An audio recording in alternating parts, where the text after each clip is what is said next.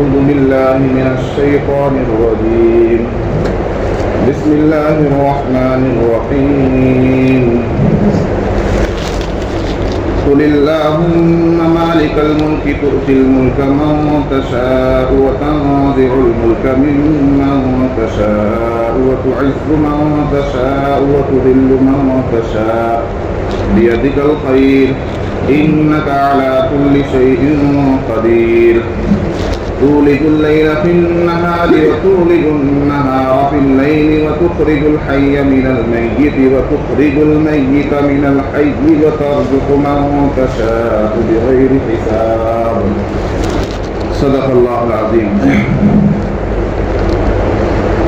رات کی تراویح میں حافظ عبداللہ نے قرآن پاک کا جو حصہ پڑھا ہے اس میں سے ان دو آیتوں کا انتخاب میں نے کیا ہے کہ ان دو آیتوں کی تفسیر آپ حضرات کے سامنے رکھی جائے۔ طبرانی کی ایک حدیث میں ہے کہ اللہ کے رسول صلی اللہ علیہ وسلم نے فرمایا کہ جو اسم اعظم ہے وہ ان دو آیتوں میں ہے، اور ان آیتوں کے ذریعے جو دعا کی جاتی ہے وہ قبول ہوتی ہے۔ ضعیف حدیث ہے۔ اور ایک دوسری حدیث میں ہے جو امام بغوی، جن کی تفسیر بغوی ہے، امام بغوی نے وہ حدیث اپنی سند سے نقل کی ہے کہ جو شخص ہر نماز کے بعد سورہ فاتحہ، آیت الکرسی اور سورہ آل عمران کی 3 آیتیں، جن میں سے ایک آیت ہے شہید اللہ انہ لا الہ الا ہو، اور 2 آیتیں یہ جو میں نے ابھی پڑھی، یہ 3 آیتیں سورہ آل عمران کی اور آیت الکرسی اور سورہ فاتحہ، یہ چیزیں پڑھ کر جو ہر فرض نماز کے بعد جو ان 4 چیزوں کو پڑھے گا تو اللہ تبارک و تعالیٰ کی طرف سے اس کے لیے انعام یہ ہے کہ اللہ تعالیٰ اس کو جنت میں خاص جگہ عنایت فرمائیں گے، اور روزانہ دن میں 70 مرتبہ اس کے اوپر رحمت کی نظر کی جائے گی۔ ان 2 آیتوں میں اللہ تعالیٰ کیا فرماتا ہے؟ دیکھیے، اپنے نبی کو مخاطب کر کے اللہ تعالیٰ فرماتا ہے اے نبی کہہ دیجیے، اور صیغے ہیں اللہ تبارک و تعالیٰ سے دعا مانگنے کے انداز میں اللہ کی بڑائی بیان کی جا رہی ہے۔ کیا کہہ دیجئے؟ اللہم، اے اللہ، مالک الملک، تو ہی بادشاہت کا مالک ہے، تؤتی الملک من تشاء، تو جس کو چاہتا ہے بادشاہت عطا کرتا ہے، وتنزع الملک ممن تشاء، اور جس سے چاہتا ہے بادشاہت چھین لیتا ہے، جس کو چاہتا ہے حکومت عطا کرتا ہے اور جس سے چاہتا ہے حکومت چھین لیتا ہے، وتعز من تشاء وتذل من تشاء، تو جس کو چاہتا ہے عزت عطا کرتا ہے اور جس کو چاہتا ہے ذلیل کر دیتا ہے، یعنی عزت بھی تیرے ہاتھ میں ہے اور ذلیل کرنا بھی تیرے ہی اختیار میں ہے۔ بیدک الخیر، اور تمام تر بھلائیاں وہ تیرے ہی ہاتھ میں ہیں، یعنی تیرے ہی قبض قدرت میں ہے بھلائی کے سارے کام۔ انک علی کل شیء قدیر، بے شک تو ہر چیز پر قادر ہے، یعنی اللہ تعالیٰ جو چاہے کر سکتا ہے، بادشاہ کو فقیر کر دے، فقیر کو بادشاہ کر دے، غریب کو امیر کر دے، امیر کو غریب کر دے۔ یہ جتنی تبدیلیاں، انقلابات دنیا میں نظر آ رہے ہیں یہ سب اللہ ہی کو کر رہا ہے۔ اور کیا کیا اللہ کر سکتا ہے؟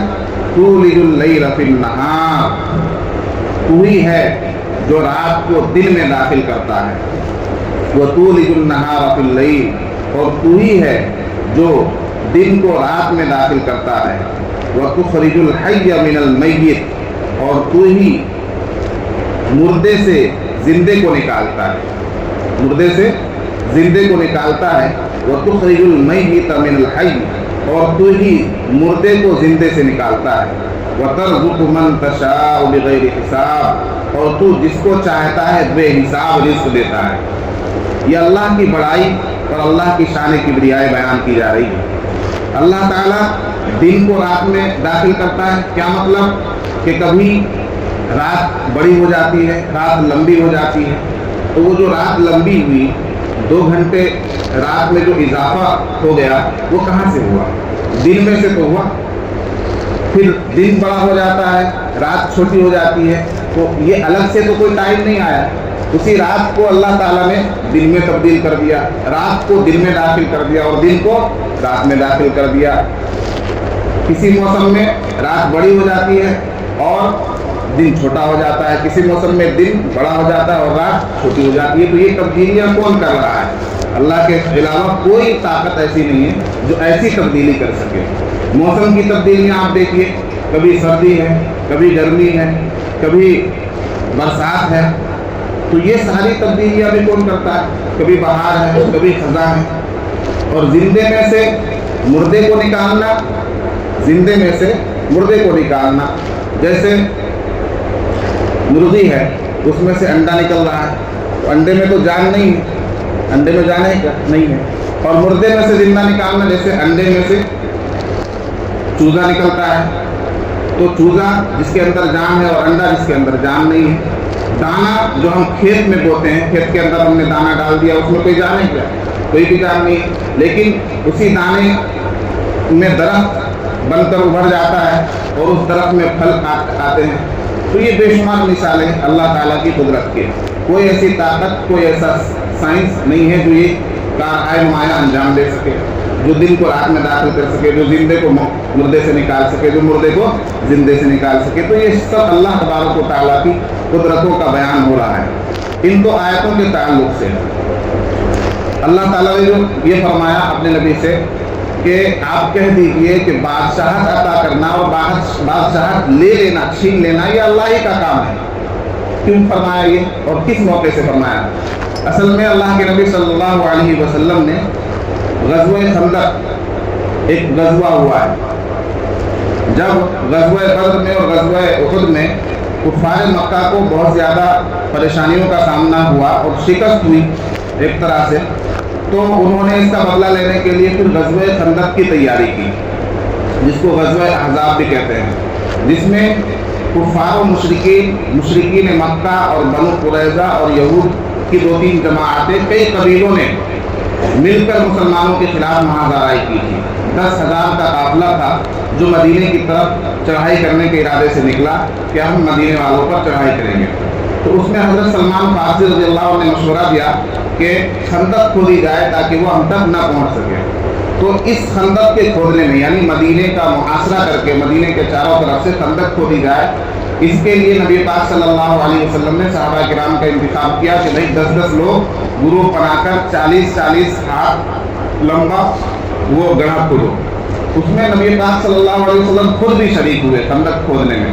مختصر یہ واقعہ میں عرض کرتا ہوں کہ اس خندق کے کھودنے میں کچھ پریشانی آئی، کہیں پر کوئی چٹان آ گئی، اس چٹان کو یعنی بڑا پتھر آ گیا، اس پتھر کو توڑنے کی کوشش کی گئی، بہت سے صحابہ کرام نے کوشش کی، لیکن وہ پتھر ٹوٹ نہیں رہا تھا۔ تو نبی پاک صلی اللہ علیہ وسلم کو یاد کیا گیا، آپ آئے اور آپ نے جب اس پر مارا، زر لگائی، تو وہ پتھر ٹوٹ گیا اور اس میں سے آگ نکلی۔ تو نبی پاک صلی اللہ علیہ وسلم نے دیکھا کہ اس آگ میں یمن کے، فارس کے محلات نظر آئے، فارس کے، یمن کے محلات نظر آئے۔ آپ صلی اللہ علیہ وسلم نے بتایا کہ مجھے یہ محلات نظر آ رہے ہیں اور اس کا مطلب یہ ہے کہ مسلمانوں کا ان ملکوں پر غلبہ ہوگا، فارس میں مسلمانوں کا غلبہ ہوگا، یمن میں مسلمانوں کا غلبہ ہوگا۔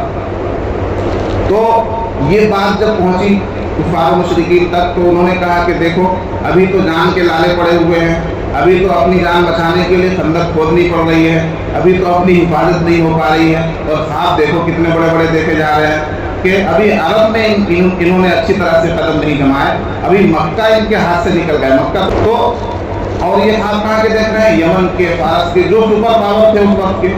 تو اللہ تعالیٰ اس کے جواب میں یہ آیت نازل فرماتا ہے کہ دیکھو بادشاہت دینا اور بادشاہت لینا یہ تمہارا کام نہیں ہے، یہ تو اللہ کا کام ہے۔ اللہ تعالیٰ نے بڑے بڑوں کو بادشاہت کی کرسی سے نکال دیا ہے۔ فرعون بھی تو بادشاہ تھا، اس کی بادشاہت کو کس نے ختم کیا؟ نمرود کی بادشاہت کو کس نے ختم کیا؟ شداد کی بادشاہت کو کس نے ختم کیا؟ اور حضرت موسیٰ علیہ السلام کو کس نے بادشاہ بنایا؟ حضرت یوسف علیہ السلام جو قید و بند میں تھے اور کنویں میں جن کو ان کے بھائیوں نے ڈال دیا تھا، ان کو مصر کا بادشاہ کس نے بنایا؟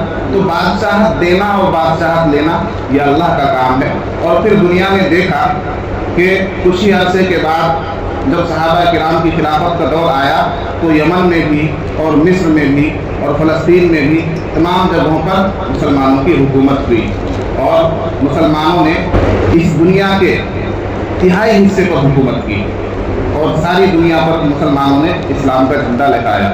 تو اللہ تبارک و تعالیٰ ہی کسی کو بادشاہت عطا کرتا ہے اور کسی سے بادشاہت چھین لیتا ہے۔ اگر ہمارے درمیان کچھ جگہوں پر ظالم بادشاہ حکمران ہو گئے ہیں اور ظالم بادشاہ مسلط ہو گئے ہیں تو یہ بھی کچھ ہمارے ہی اعمال کا نتیجہ ہے۔ قرآن پاک میں ہے کہ تم جو آزمائش میں مبتلا ہوتے ہو یہ تمہارے اعمال کا نتیجہ ہوتا ہے۔ بہرحال جب مسلمانوں کے اندر سدھار آئے گا اور مسلمان اپنے اعمال درست کر لیں گے تو اللہ تعالیٰ ہمیں اچھے اور صحیح بادشاہ عطا کرے گا۔